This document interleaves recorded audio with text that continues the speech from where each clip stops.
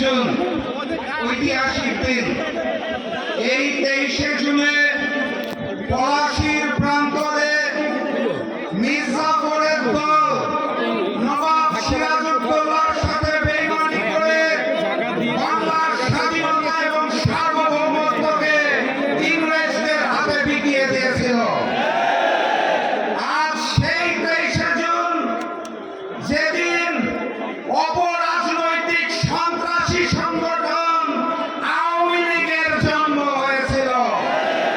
সেই আওয়ামী লীগ পলাশীর বেইমানির চেতনাকে ধারণ করে বাংলাদেশের জনগণের সাথে বেইমানি করে গুম খুন হত্যা করে গণহত্যা চালিয়ে বাংলাদেশের স্বাধীনতা এবং সার্বভৌমত্বকে হিন্দুস্তানের কাছে বিকিয়ে দিয়েছিল।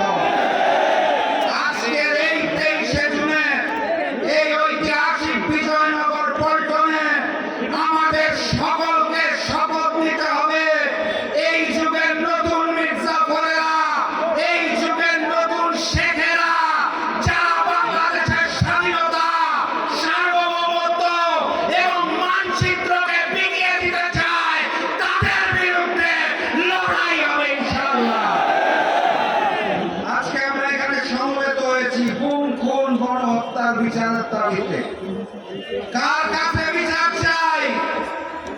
যারা মুখে বলে আওয়ামী লীগকে চায় না, আবার ওই মুখেই বলে পরিচয় বদলে আওয়ামী লীগের লোকেরা নাকি স্থানীয় সরকার নির্বাচনে অংশ নিতে পারবে। মুখে এক হাত তলে তলে ওই হিন্দুস্তানের আওয়ামী লীগের সাথে সম্পর্ক রেখে যারা নতুন ফ্যাসিজম কায়দা শুরু করেছে, তাদের কাছে বিচার চেয়ে কোনো লাভ নাই। ওসমান হাদির হত্যাকারীরা কোথায়? গণহত্যাকারী ফ্যাসিস্ট শেখ হাসিনা কোথায়?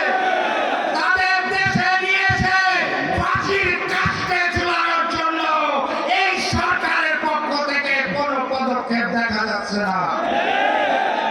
অতএব বিচার যদি